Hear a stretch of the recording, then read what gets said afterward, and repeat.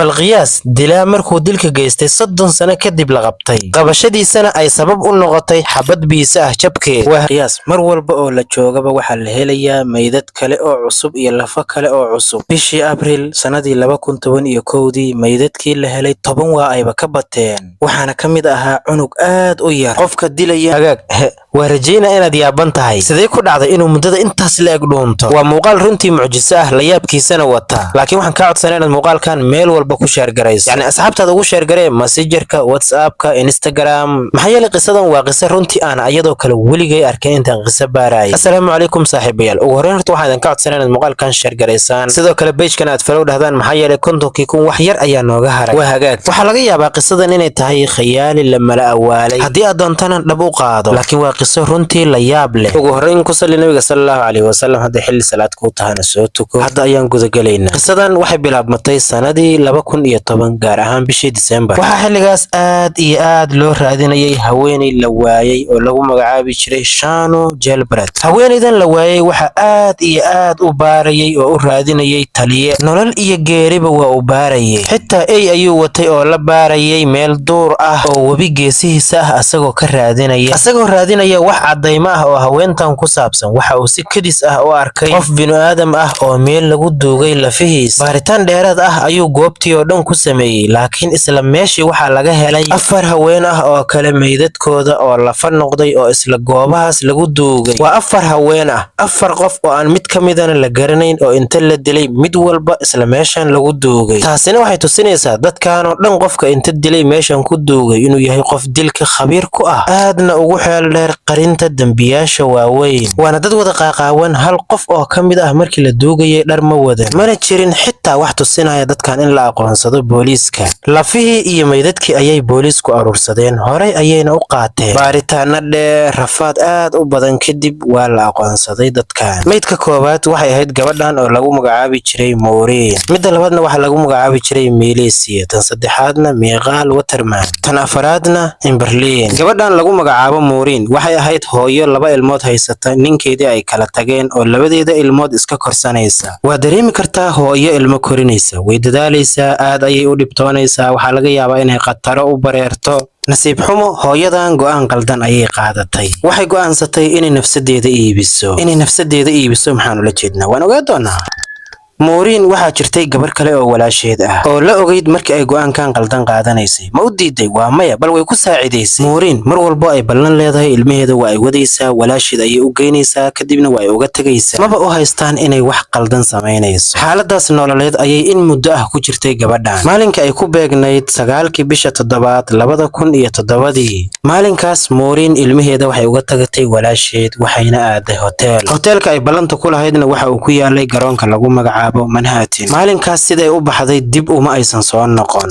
laakiin arrinta la yaab kale waxay tahay markii gabadhan la waayay oo ay in muddo ah sii maqnayd, waxaa telefoonkeeda laga adeegsaday gobol lagu magacaabo Island oo ka mid ah New York. markaas wixii ka dambeeyay xitaa telefoonkeeda waa la waayay oo caadi ayay u dhuntay. intaas waa dhibanihii koobaad ama meydkii koobaad. arrinta la yaab kale waxay tahay markii 3 maalin oo kaliya laga joogo 12 bishii 7aad 2007 waxaa sidoo kale la waayay maalinkaas gabadhan oo ayana lagu magacaabi jiray Melissa waxay ahayd gabadh iska dabiiciya, iska caadi ah, nolosheedu ay u dhammaystiran tahay, wax ka dhimanna aysan jirin. muddo yar kadib ayagoo aysan ogeyn ehelkeeda, cid kalena aysan ogeyn, waxay bilowday ayana sidoo kale inay nafsadeeda iibiso. qaar ka mid ah saaxiibadeeda ayaa ogaa, weyna u qarin jireen arrinteeda. in muddo ah markii ay xaaladaas ku jirtay ayadana sidoo kale waa la waayay. markii la waayay muddo yar kadib, walaasheedii ayada ka yarayd ayaa telefoonkeeda wacday maalin maalmaha ka mid ah. kadib waxay dareentay in telefoonkeeda laga qabtay, way faraxday, alla walaashay way soo laabatay. laakiin markii telefoonka laga qabtay waxay aragtay cod ay ka argagaxday. waxaa la hadlay nin codkiisa uu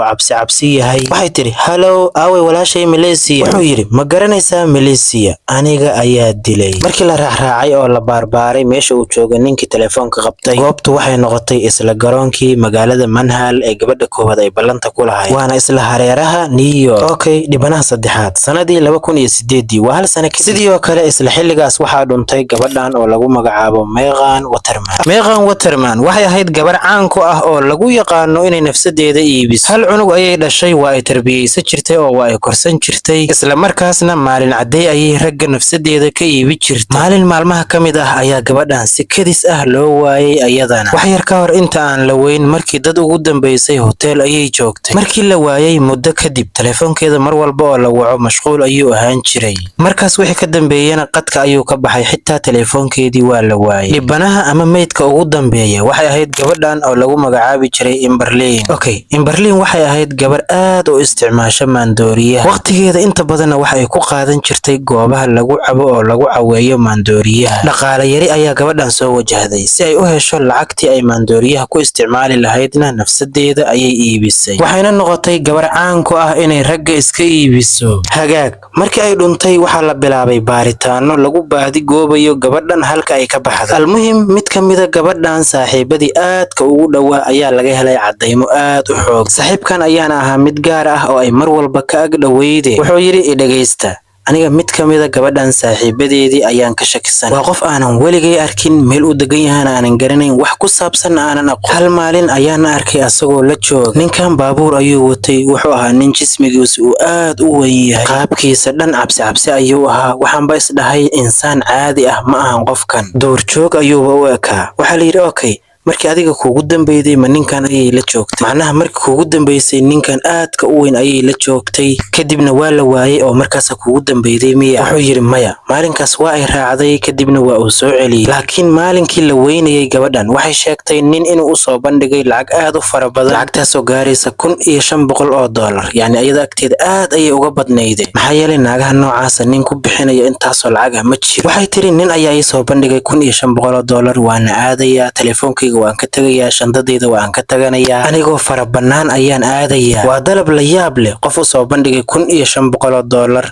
haddana amray inay telefoonkeeda iyo xiriirkii dadka waxay kala xiriiri lahayd inay kasoo tagato oo iyadoo keligeeda u imaato. qofkaas ayayna aaday, waxayna ahayd markii ugu dambeeyday oo uu arkay. waxaan ogaanay gabdhahan oo dhan inay ahaayeen gabdho nafsadooda iibiya oo jirkooda ka ganacsada. taasina waxay tusinaysaa mujrimka ama dilaaga gabdhahan oo dhan dilay inuu beegsan jiray gabdhaha jirkooda ka ganacsada. gabar walba waa uu qabanayaa, wuxuu ku samayn lahaa ayuu ku samaynayaa, kadibna waa uu dilaya. waa la joogay, bal qiyaas mar walba oo la joogaba waxaa la helayaa meydad kale oo cusub iyo lafo kale oo cusub. bishii Abriil sanadii 2011 meydadkii la helay 10 waa ayba ka bateen, waxaana ka mid ahaa cunug aad u yar. qofka dilayana waa nin aan la garanayn oo isqarinaya. arrinta kaloo la yaab kale waxay tahay in dadkan dhibanayaasha ah qof ka mida la waayay sanadii 1993. mid kaloo ka midana waxaa la waayay sanadii 1999. mid kaloo ka midana waxaa la waayay sanadii 2003. marka taasi waxay tusinaysaa mujrimkan ilaa 1993 inuu dadkan dilayay. almuhim sheekadan ama khabarkan waxa uu ku faafay waraaqaha joornaalada iyo dhammaan warbaahintaba. xilligaas asaga ah dhammaan dadkii ku noolaa Long Island cabsi iyo argagax ayaa soo wajahay. maxaa yeelay joornaalada dhan waxaa ku qoran inuu magaaladan ku nool yahay nin dilaa mujrim khabiir ku ah dilka iyo qarinta dadka. sidaas darteed dadkii oo dhan qalqal ayaa soo wajahday. sida aan bilowgii sheekadan kusoo sheegnay, taliyihii baaritaankan bilaabay waxa uu raadinayay oo uu baarayay waa gabadhan lagu magacaabo Shaanu. ugu dambeyn bishii Diseembar sanadii 2021 waxaa la helay meydka iyo lafihii Shaanu. mana jirin xilligaas cid garanaysay ma isla dilaagi ayaa dilay mase duruufo kale ayay u dhimatay. allahu aclam. boolisku ugu dambeyn waa ay quusteen. waxay dhaheen gabdhahan aan helnay dhammaantood waxay ahaayeen gabdho jirkooda ka ganacsan. marka wax ka dambeeyana qadiyadan wayba iska qabowday, boolisku dhinac ayayba iska dhigeen. maxaa yeelay way waayeen wax cadaymo ah oo dilaagay tusinaya. markii horena ayaga ujeedkoodu ma ahayn dadkan inay baaraan.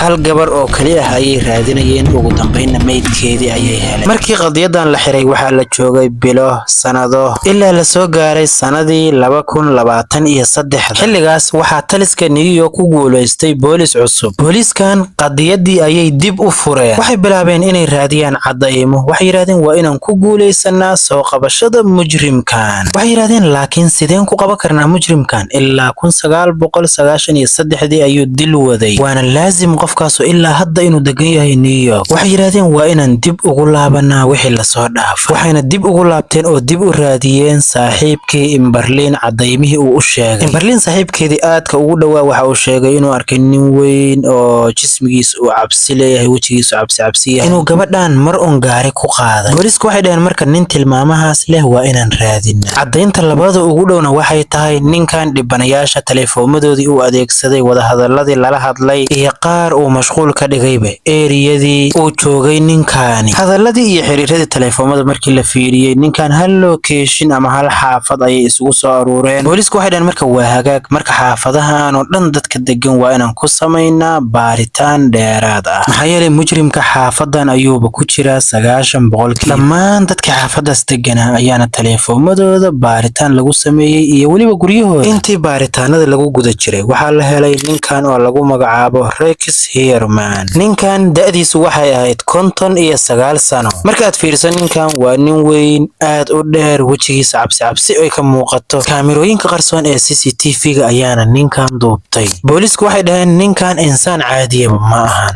kaamirooyinkii gurigiisa ku xirna ayaa la fiiriyey. sidoo kale waxaa la helay ninkan inuu baabuur u yaalo. xasuuso hadalkii uu saaxiibkeen noo sheegay, nin aad u weyn haddana baabuur ayuu watay, yani sidii uu u sheegay weeye. okay, booliisku waxay dhaheen marka maadaama labadii cadeymood ee aan wadanay taleefoomada hadalkii ahaa iyo tilmaamihii uu ninku sheegaba maadaama ay rumoobeen, ninkan asaga ayaaba mujrimkii ah. booliisku markaas waxay dhaheen ninkan ku degdegi mayno, waa inaan ilaalinaa oo ogaanaa waxa uu sameeyo, maxaa yeelay waxaa lagala socdaa kaamirooyinkii gurigiisa ku hareeraysnaa oo dhan. waxay go'aansadeen muddo 3 asbuuc ah inay ninkan ilaaleeyaan wax walba oo uu samaynayo, yani 24 saac in kaamiradaas lagala socdo. cafwan waxaan horey usoo dhaafnay cadan yar oo laga maarmi karay runtii. waxaa la sheegay markii horeba markii la baarayay meydadka mid ka mid in laga helay nin tintiis, yani gabar meydkeeda ayaa laga helay nin tintiis. tintiina markii la fiiriyey ninkan tintiisa iyo tinti waa ay is yeesheen, laakiin xabadii tinta ahayd booliiska hore ayayba u wataan maadaama ninkan aan weli la qaban. maalmaha ka mid a marka ninkan asagoo fadhiya gurigiisa banaankiisa, yani gurigiisa iridiisu iska fadhiyey, yani si dabiici ah uu isaga fadhiyey, maxaa yeelay aad ayay booliisku u ilaalinayaan ninkan tilaab kasta uu qaado. ninkan kama maqasna xabad biitsa ah ayuu dalbaday, gurigiisu la galay, xabadii biitsa ahayd ayuu soo cunay, kadibna kartoonkii uu biitsaha ka cunay ayuu banaanka isaga soo tuuray. wax iska caadi, cunaad soo iibsatay, cunadii waad cuntay, kadibna bacdi banaanka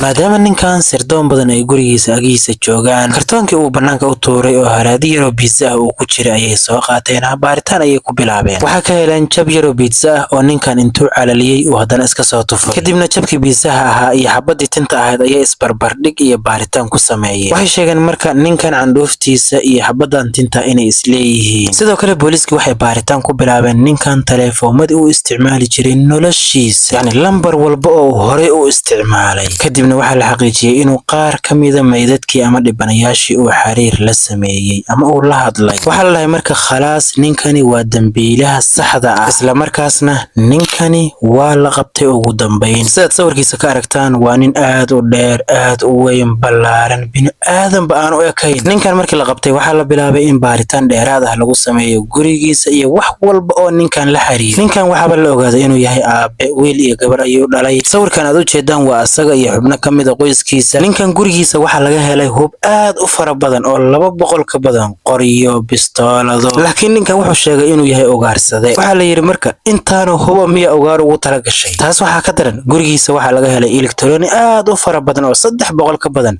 laptopyo, taleefomo, xitaa kaamirooyin iyo qalab walba oo elektarooni ah. ilaa hadda xilligan aan idin la hadlayo ninkan baaritaan ayaa ku socda. waxaa la baarayaa taleefomadii, laptopyadii, kaamirooyinkii. ilaa hadda ninkan su'aala la weydiinayaa, baaritaanana lagu sameynaya. wax ka badan 350 elektarooniga laga helay, wax sahlan ma aha. waxaan ka codsanaa inaad muuqaalkan ugu yaraan 5 qof asxaabtaada kamid u share garayso si ay uga digtoonaadaan hablahoodan u ilaashadaan.